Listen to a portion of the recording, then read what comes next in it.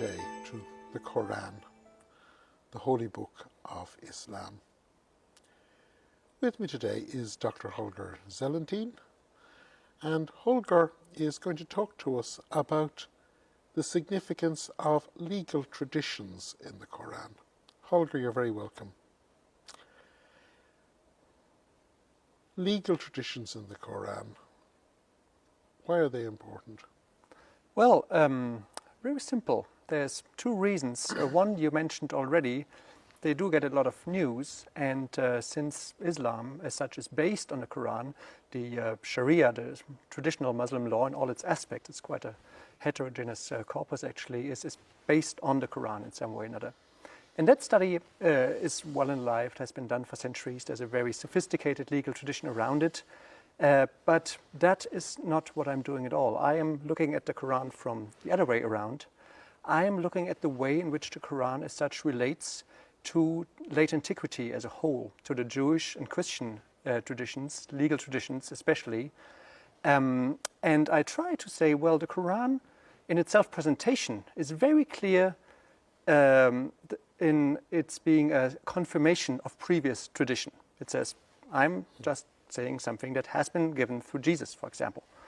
And most scholars have either not paid attention to that, or they have either simply believed or disbelieved it and not looked at it in a historical context.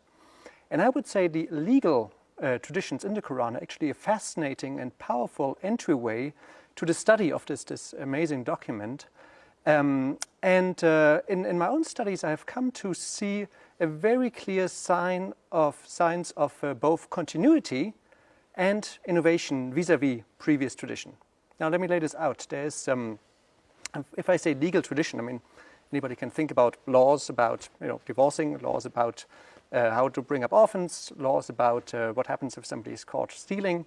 Those are all laws. But if we look at the broader picture, things become even more exciting.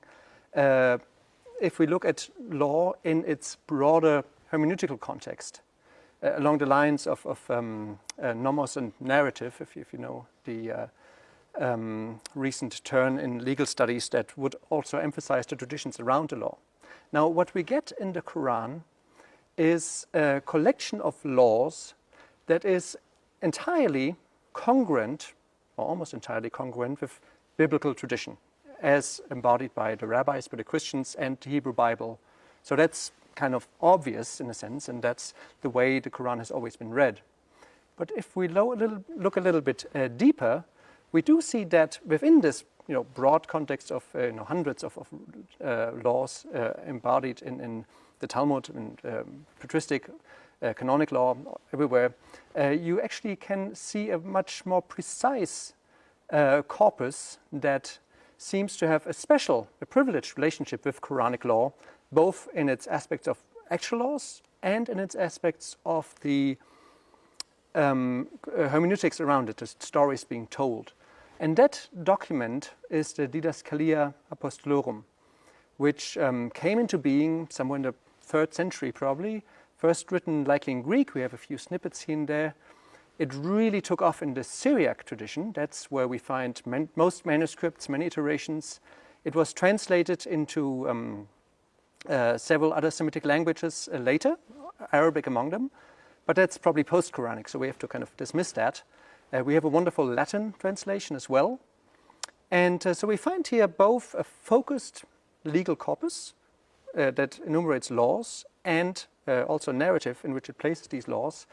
And if we read that, not as a source of the Quran doesn't read that text, but it is part of the same specific legal tradition as this text, both in its specific laws and in the broader narratives in which it is presented.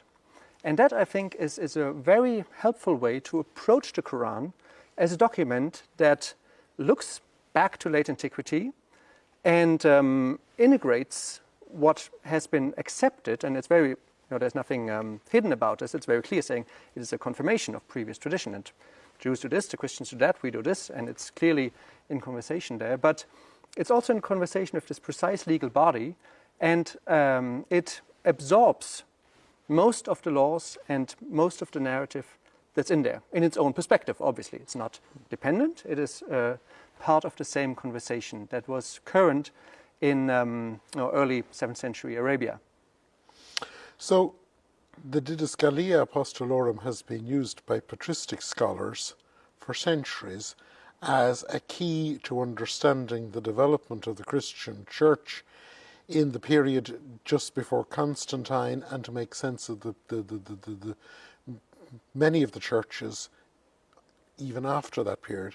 But what you're saying is that not only detailed, precise individual laws, say to do with fasting 2 days a week or something like that, but the actual whole story of law that is found in the Didaskalia can become a key to understanding the origins of the Quran.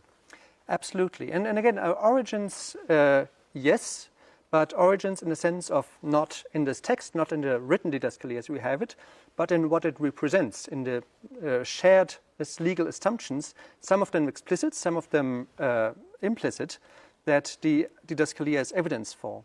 Now let me give you a few examples what I mean by that, because it's a big topic, of course. So in the Didaskalia, for example, we find the laws about veiling for women. We find the laws about not eating pork. We find the laws of washing after sex, washing before worship, and very specific ritual laws that the Quran fully endorses.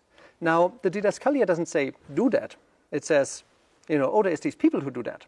And these people, which are within the Didaskalia's community, these are the people who actually seem to have the farthest reaching overlap in the legal observance that we also find in the Quran. So again, it's not a textual continuity, it is a shared framework. But at the same time, the numbers are actually quite simple. There's about, depends how you count. If I count the Quranic laws, there's about 35 in them. There's different ways of doing that. It's a very subjective. But of these 35 laws, we have about 30 which are named in the Didaskalia, and 25 which the Didaskalia says you should do. And of course, some of these are rather obvious. The 10 Commandments are there. Don't take usury. Don't charge interest when you loan out money. Things like that, which are widespread. There's nothing remarkable about that at all. But then, and even the veiling, you have that done by Byzantine women, by Zoroastrian women in Persia. It's quite a Arabian woman already. So it's not remarkable. What is remarkable is that if you take all that together and look at the broader selection of these laws, and you get actually quite a large overlap, saying so there's 35 laws in the Quran, 30 are tested in the Didaskalia, 25 the Didaskalia says do, 5 additional ones, and that's actually specifically these ritual laws like abstaining from pork, washing after intercourse and before worship. What distinguishes the Quran ritually, the Didaskalia says don't do. So it's quite something, and people in its community do them. Now that's the key point here. It is hence an evidence of a living tradition. And that living tradition, that is where I say, well, here we can actually trace the Quran, if you wish to use that term, and we can see a very specific precedent, because these people actually seem to be observing 30 of the Quran's 35 laws, and the 5 extra ones, they can be traced specifically to the Quran's Arab context. So it is quite a large overlap.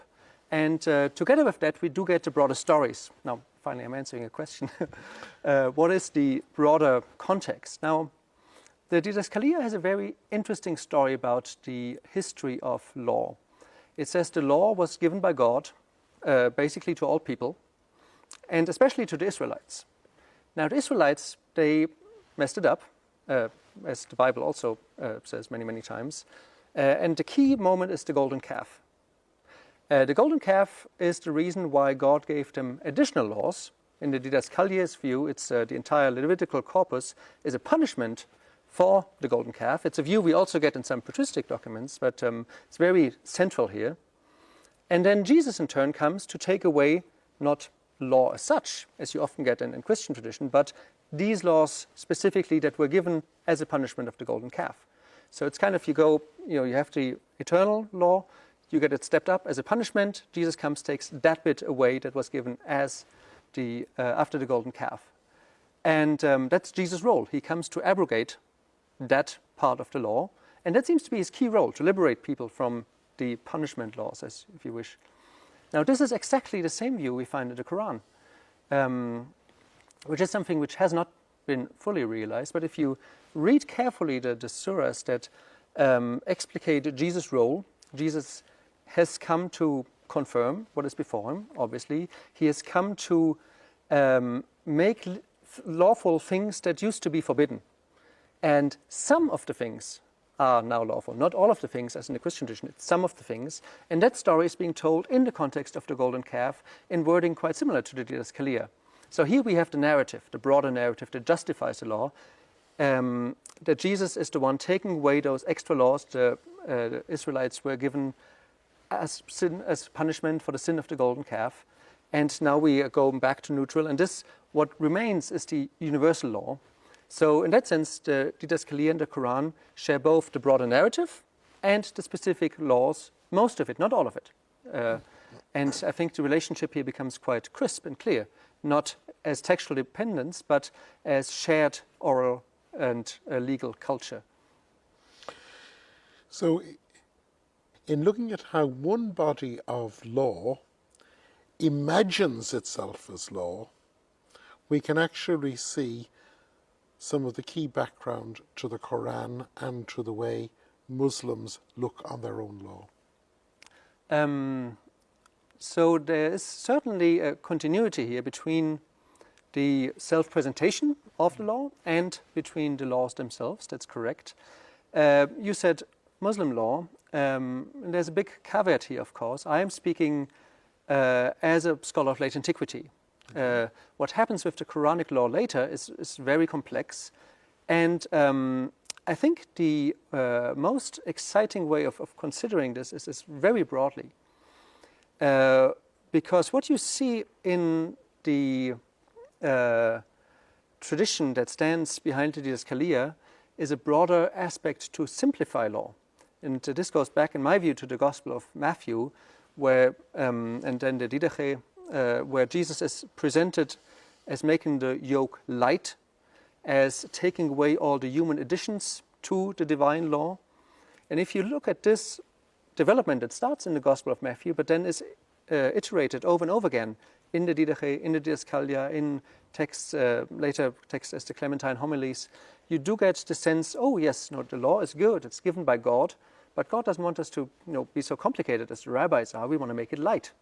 And this actually is the one clear continuity you do get also in later Muslim jurisprudence, where you say, okay, God wants us to be pure, but he doesn't want us to get stuck in the details.